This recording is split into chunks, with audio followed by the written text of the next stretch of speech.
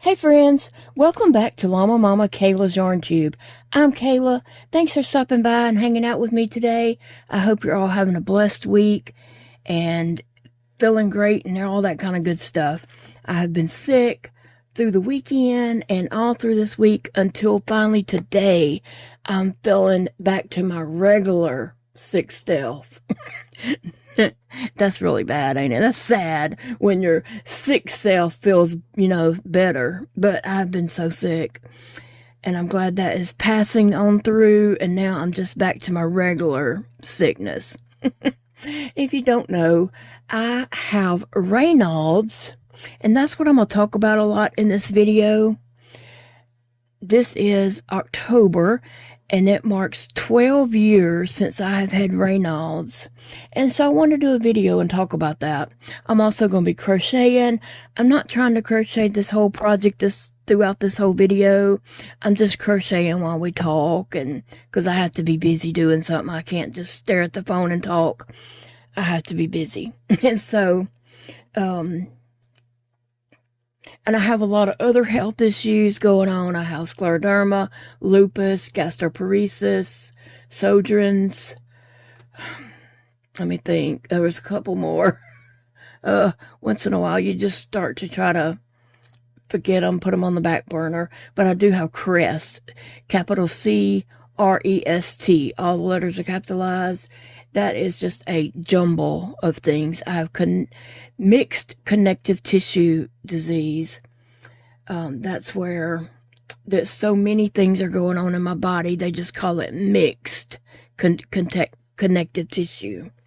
So I have a lot going on. I really do. And I'm thankful for my doctors who stuck with me all these years and trying to just do the best they can by me. But I am going to be crocheting on a project today, and I am using beginner yarn in the colorway red. It's 65 yards. It's regular $3.49 at Hobby Lobby. Every other week it is 30% off, so it makes it about $2 something. So it's a 4-weight yarn, and I'm using a 5mm hook because that's what my hands can handle using. And so the project I'm working on, I'll just go ahead and tell you. McDonald's has monopoly going on. It started early October, like October the 6th. Well, because I can't eat McDonald's, I have a closed off esophagus. I can't swallow. I have a feeding tube. And so, yeah, I told you I have a whole lot going on. So I can't eat McDonald's. My husband does not eat McDonald's. And so I couldn't play the McDonald's game. I think there's something you can do download on your phone for an app or something, but I'm not into all that technology stuff. By the time I figured it out, the game would be over. But one of the items that you can win is a red Wooble penguin kit. It's a bundle type thing. It's like this, except it is red and it comes with a specialty hook. I would love to have the hook, but like I said, we don't eat McDonald's. So I'm going to make my own. I won't have the hook, but I'm going to make my own McDonald Wooble. Some people are winning them and showing them online. Somebody even has one on sale on eBay. If you go to eBay, look up Wooble Red Penguin or Wooble's McDonald's Wooble or something like that. Wooble Red Penguin is what I search. There's one on there right now for $710. And it still has about 5 or 6 more days that people can bid on it. People are bidding on that. Then there's some on there that are buy it nows that are just as crazy price. So, yeah, I'm crocheting my own here, okay? I'm using his pattern, okay? Anyway, so that's what I'm working on while I chat with you guys about Raynaud's and crocheting with no fingers and all this kind of stuff. Now, before 12 years ago, I had never heard of Raynaud's. I never had not one symptom of Raynaud's. I knew nothing about Raynaud's. And I out of the blue, one night when I was going to bed, started having tingling in a finger. And it was just annoying tingling. It wasn't painful, but it was very annoying. I was trying to go to sleep. I had somewhere to be early that morning, and it felt like as if you had been laying on your arm or hand or foot, and it was trying to wake up, and it's tingling, except it was very strong tingle, like a vibration. And like I said, it was annoying because I just, I kept, it was this finger right here. And I was laying on my left side, so this was laying on top of my body. It's not like I had been laying on it or anything like that, and I kept thinking that.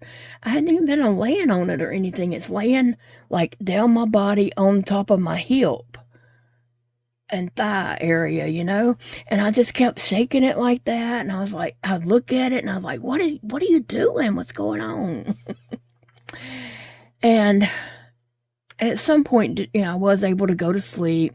The next morning, that finger was purple, and it looked like it had been soaked in water, like, all night. And I was like, that is so weird. Well, I went on and done what I needed to do that day, but the whole day, that finger was just bothering me. And that was on a Saturday morning that I woke up, and, I was like, this is just crazy. I don't know what's going on with this finger. So Sunday, it wasn't any better. It was getting darker. Monday, I went to the doctor. I was like, okay. Monday morning, I got up. I was like, or Sunday night, I said, I'm going to the doctor in the morning. This is just crazy. So I went to the doctor. He was like, oh, it'll be fine. It's going to be fine. Just here, I'm going to put you on some more blood pressure medicine just to open up your veins and such, to get better blood flow and all this, I'm like, okay. So, but I was like, and if that doesn't help, he's like, oh, it's going to help, I can't remember. It's been 12 years ago, but I do remember him saying, like, I don't even know who I would send you to if it don't. So it's going to help, I'm just like, okay, whatever. Well, it didn't help. It was continuing to get worse. And I'm just like kind of freaking out a little bit. It starts getting painful. And my finger is like dark purple. And I called to get an appointment with my regular doctor. And the appointment was like sometime up in November. I was like, good grief, that's forever. I don't know if I'm going to make it till then. And then the finger is just getting darker. It's turning black by now. The finger is just turning black. At night, when I'd be asleep, I'd wake up with that hurting so bad that I would grab a flashlight thinking my finger has busted open. And so I'd grab that flashlight and look at it because it was throbbing so bad. I would think, oh, surely it's busted open now. And it wouldn't be, thankfully. But I'd go back to sleep, and then I'd wake up again in such pain. I'd be like, oh my gosh, it's busted. And I'd grab my flashlight there by my bed and look at my finger, and it looked the same, still black. And then one day out of the blue, a nurse called me to ask me something. I can't remember exactly what now, but it was not even, nothing about my finger or anything like that. He called to ask me something, and I was like, hey, I really need to get in and see my doctor because my finger is black. And I kind of gave him a short, history of what was happening there. And he said, hold on a minute. And he come back and he said, be here tomorrow morning, whatever time, to see your doctor. Come to oncology because he's working in the oncology department tomorrow. And he wants you to just come there and he'll see you there. And I was like, okay, I'll be there. So when he saw my finger, he was just like, in shock. And he's like, okay, I'm going to admit you, and we're going to, figure this out, see what's going on. So he admitted me right then. Every doctor in the hospital came by to see me, to see my black finger. Like, word was spreading across the hospital, and they were just all coming to look at my finger. Oh, and finally somebody said, well, Dr. Taylor's gonna come see you. And I was like, Dr. Taylor? And they was like, yeah, he's an orthopedic doctor. I was like, Randolph Taylor? He is a specialty doctor here in town that did not work at that hospital, but he had done surgery on my husband twice. He had seen my oldest son with hip issues. He had seen my youngest son when he broke toes. And so I was familiar with him. He knew our family. And so I was like, okay, good. Yeah. Well, he comes in, he looks at it, and he's like, it's going to come off. Or whatever he said, something like that. And I kind of knew that in my mind, that it was going to I was going to lose that finger. But knowing it and hearing a doctor say it is two different things, okay? That is totally two different things. Knowing it and hearing somebody say it out loud. Because I had just been, thinking in my mind that I might lose it. Anyway, now I don't remember a lot of details because it was 12 years ago, right? But I hadn't even told people that I had lost my finger. Like, people who saw me every day knew, or, saw me frequently knew, but my sister didn't even know. I had to call my sister and tell her, they're amputating my finger tomorrow. And she's like, what? Yeah, so anyway, they did all kinds of things to my finger. That finger was too far gone, but they did ultrasound it and different things like that. They did put some medicine on it. They were trying things, but it was really just too late for that finger. It wasn't too long after that, though, that this finger started doing the same exact thing. I freaked out. Because I knew that feeling. I knew what was happening. But to go on with this finger, they did amputate the finger, and it was very, very painful the next day or after surgery. It was just so painful. But it did get better, and, I was eventually released from the hospital and got on with my life, And at that time, I didn't play with yarn. I didn't have a yarn hobby. Actually, I painted. I was an artist and played with paint. Sometimes it turned out great, and sometimes it didn't. I'm not saying I was a great artist. I'm just saying I played with paint. Sometimes I got lucky. Okay, so then, like I said, it jumped over this hand and this finger right here. Now, while this finger was acting up and giving me all that trouble, I just didn't use that finger. I would just kind of just hold it up in the air, and this became my next finger. And so it just took the place of this one. And after that surgery, those fingers just fell in line, and I was able to use them. This finger, like I said, I freaked out because I knew what was happening, and I got in to see my doctor. They actually put me in the hospital, run all kinds of tests on me, did every treatment possible. They talked to doctors all over the United States. My doctor was making phone call after phone call and updating me each time he talked to somebody, and, you know, trying this and trying that, and nothing was helping.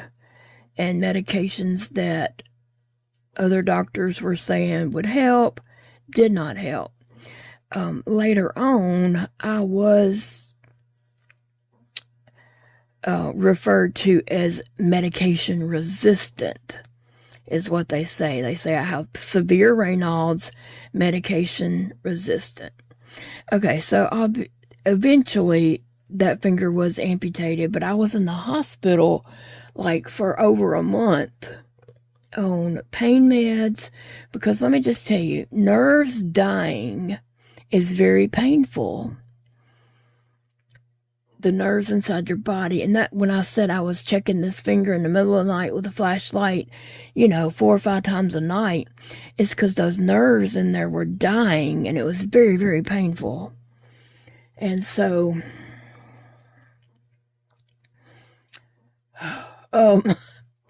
that started happening over here. I was on pain medicine around the clock, and eventually I was transferred to another hospital, and their team examined me, run all the same tests over again, and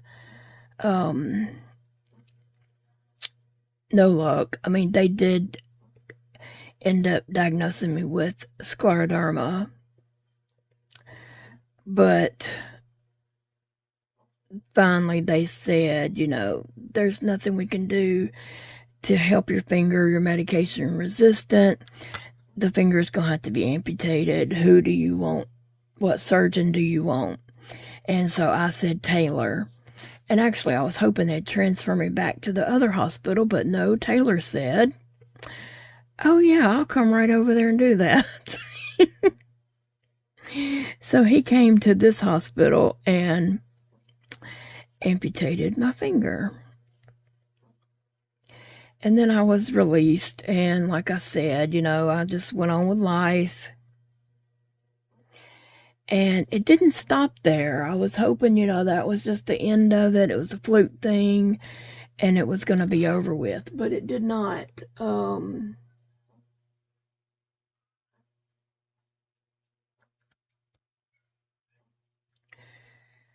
Eventually, I was losing fingers, right?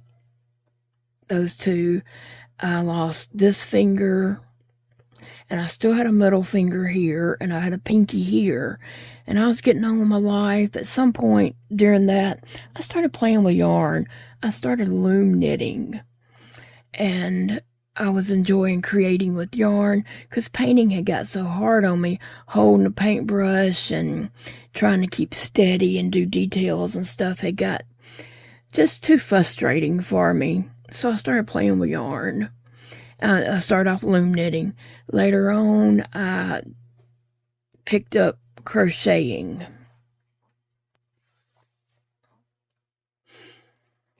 So I picked up crocheting, and I've been crocheting ever since. I lost more fingers during crocheting, and each time I had to just readjust and figure out new ways to crochet. You know, like hold my yarn different, hold my hook different, hold my project different, stuff like that. And even today, I'm struggling trying to crochet. My biggest thing is tension, holding tension, and holding yarn and holding the project all at the same time. And so therefore, regular yarn, like 4-weight yarn, twisted up yarn, isn't working for me. It splits on me so bad, and it's very frustrating that I almost gave up crocheting. But then I found this tube yarn that comes, I accidentally stumbled on it through doing a Wooble kit, and from that, I just discovered my love of crochet again, because with the 4-weight yarn, trying to crochet and it's splitting, and say, like this row I'm on right now has 24 single crochets. If I was doing this with a 4-weight yarn, I might be crocheting 60 stitches by the time I finished this row. And so I was working like way too hard just to try to crochet. And it was very frustrating, and I'd be wore out by the time I got this row done because of, having to do the stitch over and over and over because of the stitch splitting. So anyway, so I am now able to crochet because I use this tube yarn. I'm thankful for Woobles for introducing me to tube yarn and figuring out, that I do still love crocheting. It's the yarn I don't like. For, that splits. It's the yarn was the issue, not the crocheting. Now, I still have some issues sometimes, like tedious, tiny things sometimes I can't get them done. Sometimes they're just so frustrating that, I end up throwing them across the room. Black yarn is hard for me, but that's because of my vision. But anyway, so over the years, I have lost fingers. I lost this pinky, and I was really scared that was going to be the end of my crocheting. I crocheted with the hook strapped to my hand for a good while, and then I was able to get a hook that fit my hand better, and I am able to hold my hook like this. So that helps. This crochet hook is 3 inches around, and so that is what I crochet with. And I had ordered a finger hook.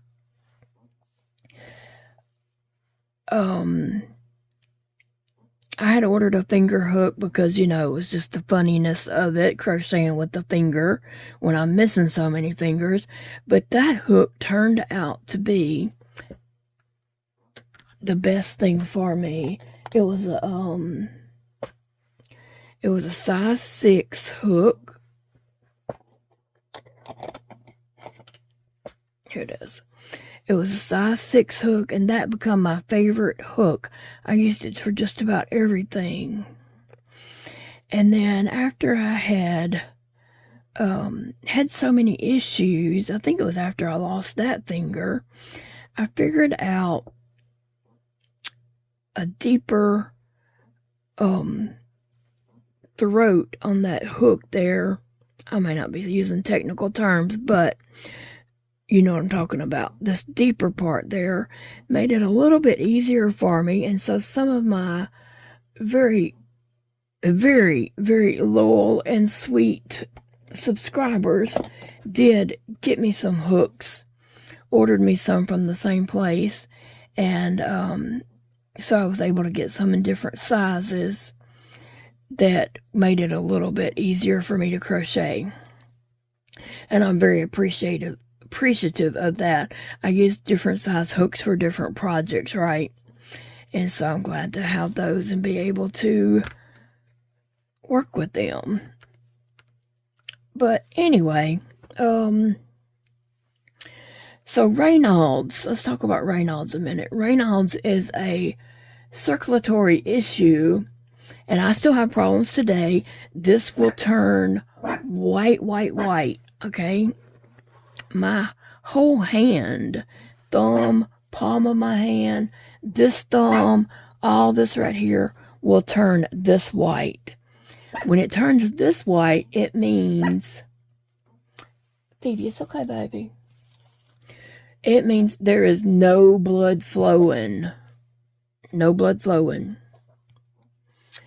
And then it will turn red all of a sudden. That means blood rushed back in there. Sometimes it will turn purple, and that means the blood's not flowing. It hadn't been flowing for a while. you need to get some blood flowing because I'm trying to die here. And it will turn dark and turn darker and darker and darker. There's been times we've been places and my fingers would turn so white. And I'm just like, doing everything, trying to warm my hands up. And then finally I'm like, oh, my hands have been white for far too long. I got to get outside. I got to get something happening. Okay, so a lot of people, it's very hard to understand. If you don't live it, you don't understand it. I do try to wear some gloves, but I'm going to tell you, gloves is not the answer.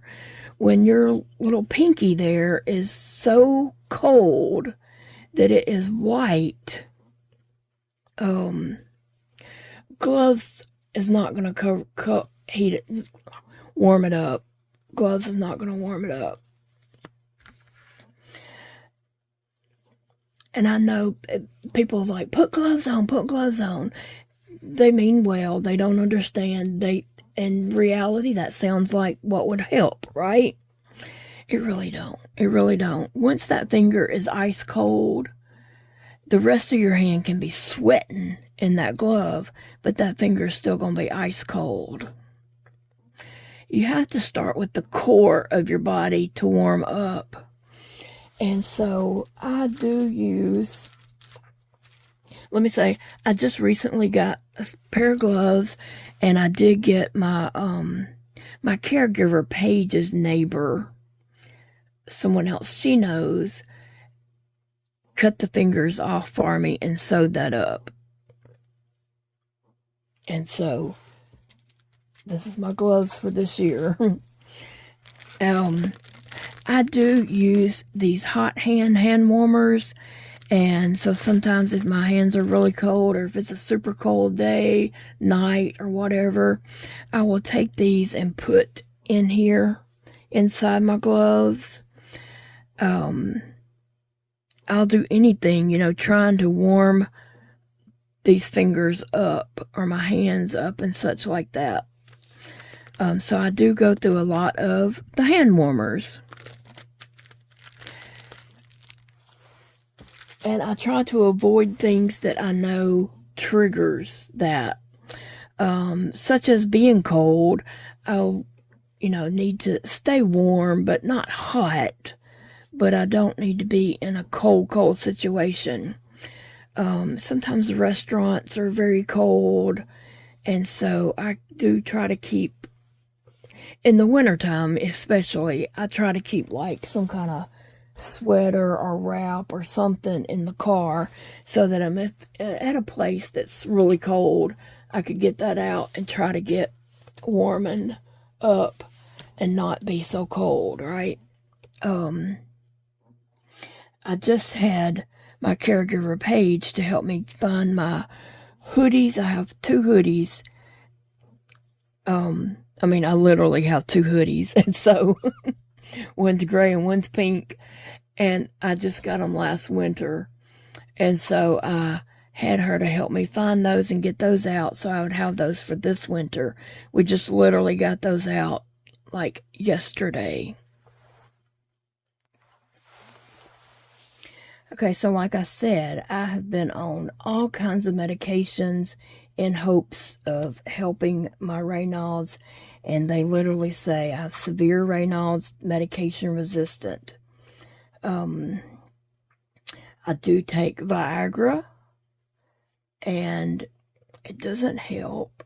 I still have Raynaud's episodes where, everything turns white. I've shown that on camera many times. If you've been here, you've seen it.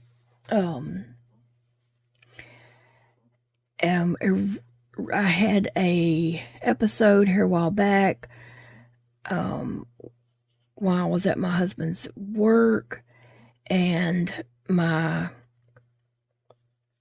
hands were just practically solid white, no blood flow.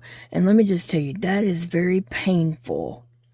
That is some kind of pain when there's no blood flow through your hands. It's very painful. And so I had put in a call to my doctor and told him what was going on, and he put me on a medication, called a medication into CVS, and I got that. And then, unfortunately, that caused me to swell really bad. And so, I can't remember if I was on it a week, 2 weeks. I think about 2 weeks. I was so swollen so very badly that I put in another call to my doctor's office, and that time the doctor called me back and said, stop the medication that I just put you on. That's what's causing you to swell. And he explained why, that was happening and everything. But anyway, so the swelling started going down immediately after I stopped that medication. Like the next day, I was even seeing a difference. 2 days, 3 days, 4 days. It was so much better. Like it was just rapidly going down, the swelling. Unfortunately, every medication we take has side effects, and that was the side effect of that medication, unfortunately. And so, anyway, yes, when your fingers go white, it's very, very painful. So painful that at times you can't even stand it. I do try to avoid being cold, but sometimes you don't know a place is going to be cold until you're there, or you just don't know what's, sometimes you don't know what caused it. You're not cold. I do live in Louisiana, so I know a lot of people in northern colder states, their doctors tell them to move to a warm climate. All I can think of is we need to move to Hawaii and live on the beach. No, I'm just kidding. Sometimes it will not even be cold, and I can't say that is the reason why it's happening. Sometimes it just happens. I do try to avoid things, like I said. One of my triggers is water. Washing my hands will set it off, and my whole hands will turn white. I'm not saying I'm going there sticking my hands in ice water. I'll turn the water on and let it run to get warm, hot water. It will still do it. Hot water and cold water triggers my hands. So, of course, I do have to wash my hands after, using the restroom and such. But other than that, like, I try not to get my hands wet. I try to avoid having to turn on water and get my hands in there. If I rinse out a cup, that can just cause it to trigger. And so I try to avoid doing things like that. And so, yeah, I just wanted to talk to you all and explain a little bit about Raynaud's. And I'm very thankful that I can still crochet, even though I've lost all these fingers. A lot of people do not lose fingers. I'm explaining my story and telling what's happened to me. My story is not necessarily your story. You may have Raynaud's for 50 years and not lose one finger. And that is awesome. That's awesome. I'm just explaining what has happened to me.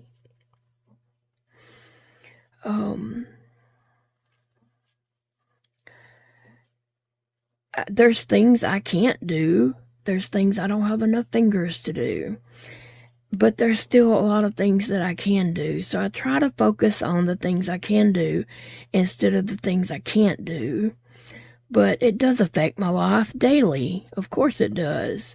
Because every day there's things I need a hand to do. You know what I'm saying?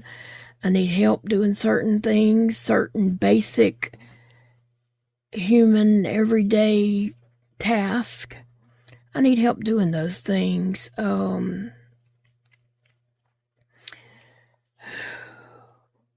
There's just I'm trying to think of my words. Sorry. There's just, some things I just cannot do, and there's just no question about it. I can't do it. And then there's some things, that I try and try and try and just do my best. My project is curling up, so I'm trying to turn it back to get my noodle in the bowl. That's my noodle. The starting tail of my yarn, and now I got it back up to a bowl, but it does curl up, and so you have to do that sometimes. Anyway, guys, if you have more questions about Raynaud's, feel free to leave them in the comments, and I'll try to answer them in another Raynaud's video, in a few days or a week. I'll wait a little while, and then I'll answer questions about Raynaud's from this video. But yeah, if you have any issues with your hands, tingling like that, turning white, turning red, turning purple, you might want to mention that to your doctor and let them know that you're having those issues, so you can get on some medication early for that. Like I said, I never had not one symptom when mine started. It was just vicious and very aggressive, and took that finger right away with my very first symptom. I had not had any symptoms before that night of tingling. Ow, that hurt.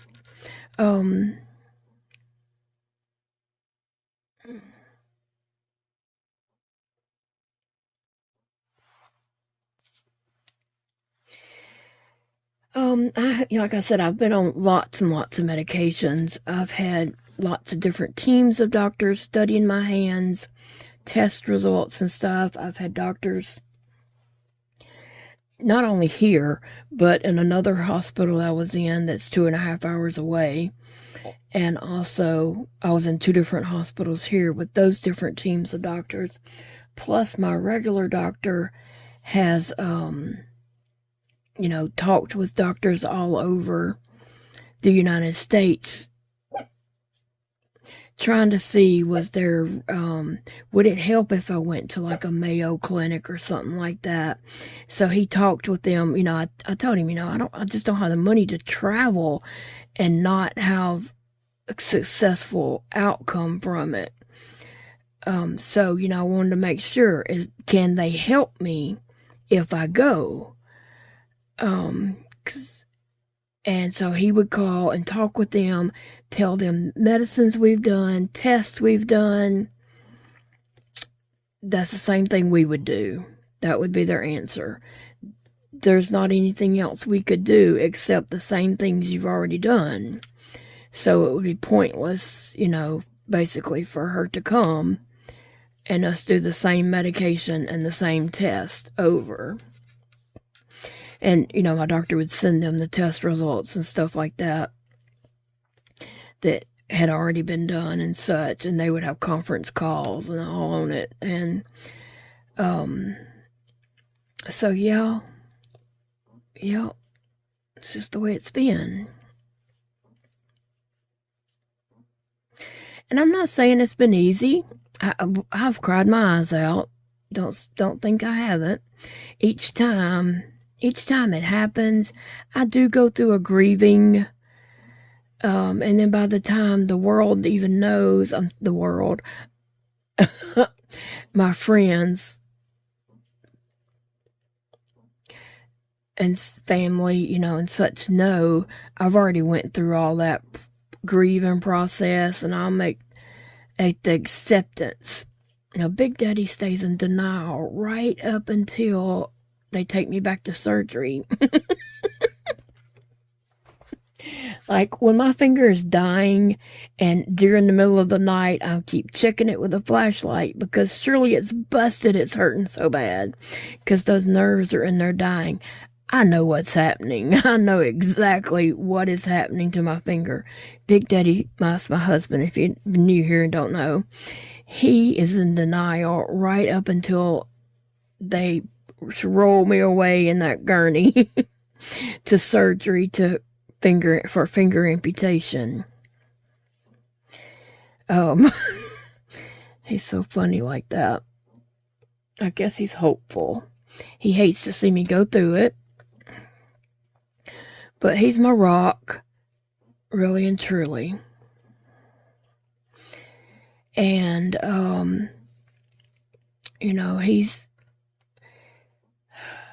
he's here to help me do things that I need help doing. He may not always feel like doing those things, but he'll do them.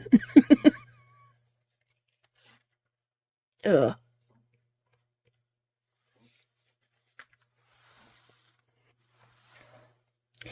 Now, over the years, I have had some fun with my missing fingers.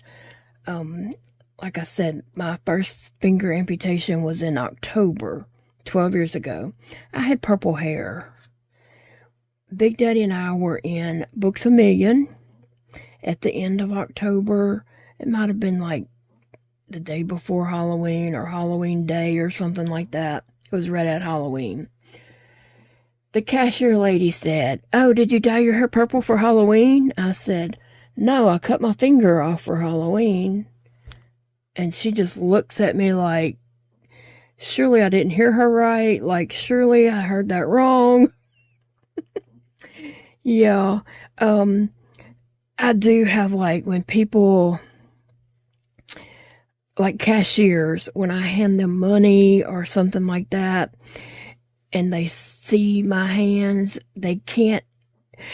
I watch their eyes. They can't even count the money and look at the money because their eyes keep darting back to my hands.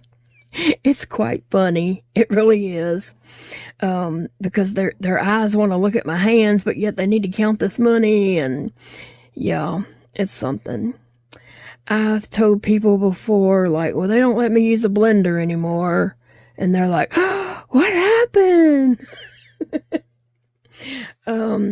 Oh, yeah, and I told this story a few times in medical field that when started with a phlebotomist one time, my blood was taken forever. She was trying to draw my blood, and it was taking forever. Have thick, sticky blood. And she was waiting and waiting and waiting. So finally she said, "What happened to your fingers?" I said, "Well, I was kidnapped. And they had to cut off 5 fingers before my husband would pay the ransom." And her eyes got so big, they bugged out of her head. I'm telling you, back then I was missing 5 fingers. And then I tried that another time. I was in a nursing home at one point. And I had this male nurse, and I like male nurses. I just do. Sorry, female nurses. I do like male nurses. They're more attentive and more passionate. And they tend to have better bedside manners, really and truly.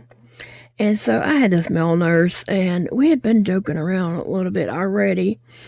And then he said, "What happened to your hands?" And I said, "Well, I was kidnapped, and I think I was missing 5 fingers at that time." And I said, "And they had to cut off 5 fingers for my husband and pay the ransom." And he said, "Do what?" He said, "No, you gotta be kidding me." I was like, "You didn't hear about that on the news?" He was like, "No, I didn't." And so I busted out laughing by the end because I just couldn't hold it together because he was just like, it was funny. So I ended up telling him and all that. So about a day or two later, he was in there with me, and a doctor, I guess a doctor from the nursing home. It wasn't my doctor. It was some other doctor. Come around to check on me or whatever, and he came in with that doctor, and so he was on one side of the bed with me, and the doctor was on the other side of the bed, and the doctor's like, no, tell me about your hands. What happened to your hands? And I looked over at the male nurse. He's like, tell him what happened.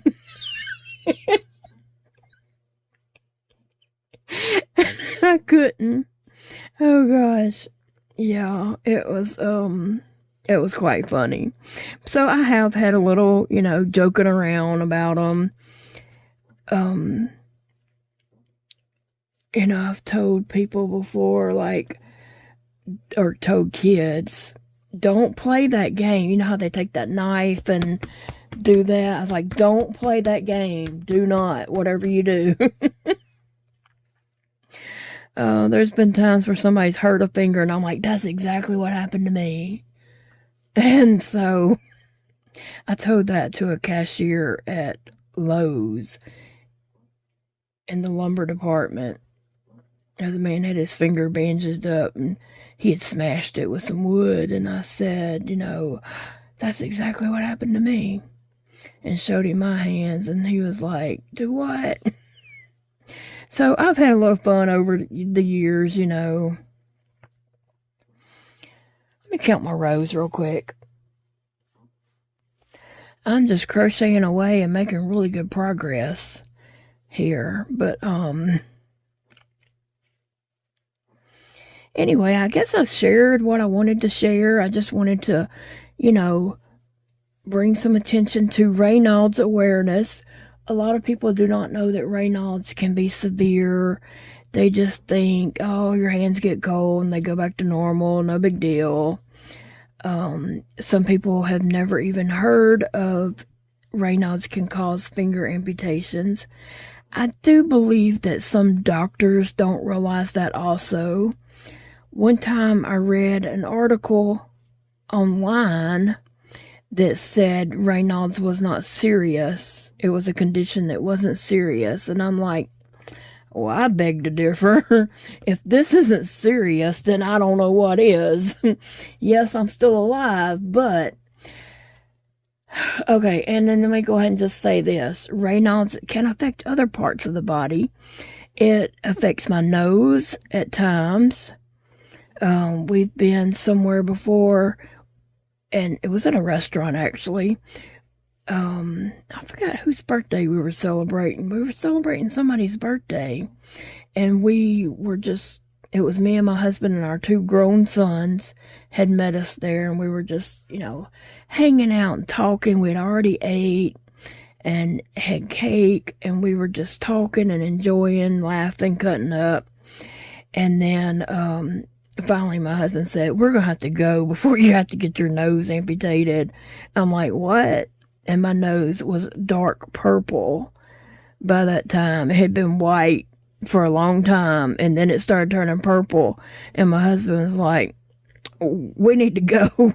You're going to have your nose amputated. And so it does also affect my breast. And that is very painful, let me just tell you.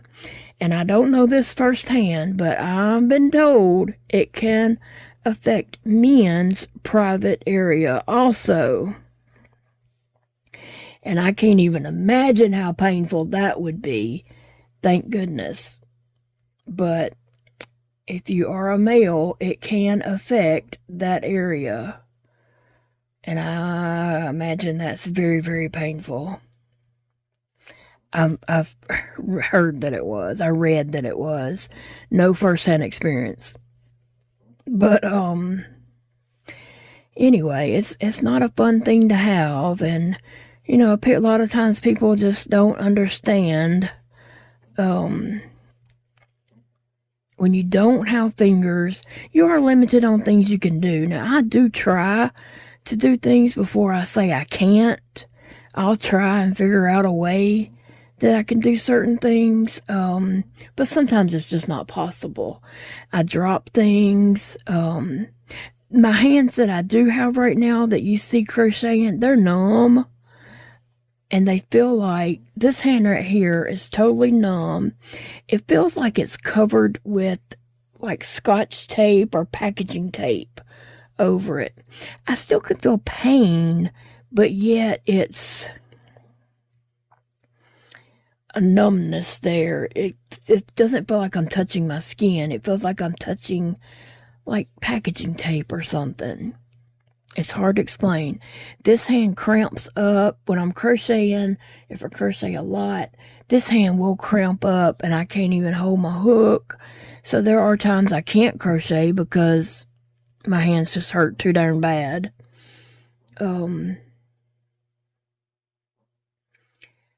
There are times that I forget my fingers are missing. I will reach down to grab something off the floor and then realize, oh, and then have to go and pick up with this because I don't have fingers there to pick something up. I do a lot of times pick something up with my little pincher, like a crawfish or a lobster pincher there. I do try to use that when I can.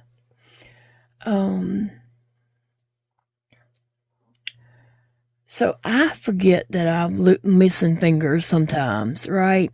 So therefore other people do also. No fault to their own. I don't blame anybody when they say, it doesn't upset me or make me mad or anything when people forget I'm missing fingers. Or they'll say, why don't you use such and such? Or why don't you do this? And I'm like, some things that people think I should use, you have to, like squeeze a trigger, such as a grabber thing. You have to squeeze a trigger to make that close, to pick something up. And then you got to have strength to hold it closed like really tight to be able to, pick something up. So people forget that, and that's understandable. My husband forgets it, okay? He even told me one day not too long ago, he asked me why I didn't get some, and then he said, well, use the grabber. And I'm like, and do what with it? I can hold that grabber, but it ain't gonna do me any good. Lots of times people, forget. They think like they'll say, why don't you do such and such? And I'm like, if I had the fingers, I would. But no, it doesn't bother me when people say that. There have been times where, let's just talk about this for a moment. Sometimes I can still feel those fingers and I can move them. I'm not sure if you can see. I can move these knuckles, so I can put those fingers down into a fist or up, and that's flexing them like this or like this. I can feel those fingers, and I do stretch them. A lot of times I take breaks while I'm crocheting. I'm stretching my fingers and all that kind of stuff. But also, sometimes, say this finger right here that's not there will feel like something's under the fingernail. And that is so annoying because you can't do anything about it. And I'll get something and I'll clean up under all my fingernails. That one does have something under it. I'll clean up under all my fingernails and I'm just like cleaning in hopes of making that finger that's not even there feel better. And isn't that crazy that you can feel something under a fingernail of a finger that's not there? And sometimes, like I'll point, and to me, I'm pointing with that finger, and then I'll be like, no, that. If people ask me like how many, I'll hold up 3 fingers, but you can't see them. But I'm holding up 3 fingers or 5 fingers. I'm holding those fingers up because I can move them. So that's kind of weird, iffy type thing also. I mean, it's like hard to explain that, hard for people to understand how you can feel something under a fingernail of a finger that nobody can see. But I can feel it. So it's crazy. Now I'm sitting here on the internet, on YouTube. I have 28,000 subscribers. I'm showing my hands, you know, showing crocheting with the camera right on my hands, showing how I do it, right? But for some reason, when I'm in a restaurant or out in the public, and I notice people looking at my hands, I get embarrassed. I don't know why that is, but I'll notice, like, sometimes a husband or a wife will, I'll just be glancing around and I'll notice that they're looking at my hands and they tell their partner to look, and they'll, like, nod towards me, and then they'll both look, like she or he or whatever, you know, will look at my hands immediately when they say something, and they both look at my hands, and I don't know, I get embarrassed then. But here, just, although I know that the whole world has the opportunity to see my hands, it's not embarrassing. I don't know. But I do try to educate, not in public when I see people, I don't say anything, but on here on YouTube, I do try to educate about Raynaud's, and, you know, it is severe. It is, it can be extreme. It can be life-changing. So, you know, I always want to bring awareness and just teach people about Raynaud's and, you know, some of the symptoms and, you know, what people might be experiencing that could be Raynaud's. You'd want to check with your doctor, and hopefully they can do research and get you on the right medications that help you, as long as you're not medication resistant. Unfortunately, I'm just a hard case all the way around, but thankfully I have some great doctors who stick with me and know that I have a weird body and lots of autoimmune issues going on, and that in itself can be puzzling and everything. But anyway, I'm living, I'm surviving. I'm not saying it's easy. I'm not saying it's the most hardest thing in the world either. It is what it is, and I just deal with it day by day. Some days, my hands, and what few fingers I have, 2 thumbs and a pinky, don't want to cooperate. Some days they will. Some days, they're giving me all kinds of trouble, and I'm able to squeak out a video. I have to wait all day long before my hands will work, and then I'm able to squeak out a video. And, you know, people don't know that I was sitting around waiting on my hands to work. It's just the way it is. But anyway, yeah, I hope you learned something from this video. But if you do have questions, feel free to ask below, and I will answer them in another video. And I will say this, that I'm not one that's walking around carrying a phone, because I drop everything. I drop. Phones are way too expensive to be dropping and breaking screens, even though I have a screen protector on there. One day it's going to fall and hit just the right spot and shatter that screen. So I don't hold it no more than I necessarily have to. And